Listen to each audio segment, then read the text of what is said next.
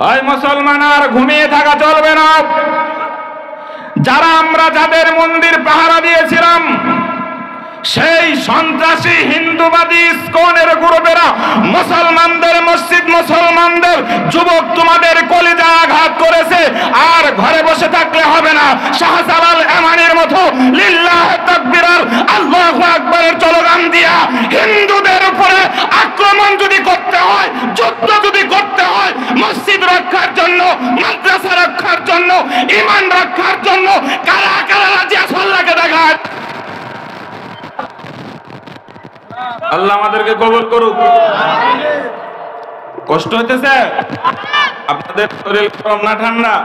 এটা সামনে দাও, সামনে দাও। আমাদের মসজিদ যদি ঠিক না থাকে, আমার বডি ঠিক না থাকলেও সমস্যা নাই। ঠিক না ভাই? ঠিক বলো, জোরে বলো, ঠিক নেই? কত বড় সাহস মসজিদের মধ্যে আঘাত করবে, আমাদের মুসলমান ভাইদেরকে হত্যা করবে। মনে করেছে যে তারা চতুর্পাশ দিয়ে বেষ্টনী করে রাখছে আমাদের, আর আমরা ভয় পেয়ে যাই। জানো না, একজন ঈমানওয়ালা 1 লক্ষ কাফেরের বিরুদ্ধে যথেষ্ট। ঠিক না বেঠিক? জোরে বলো।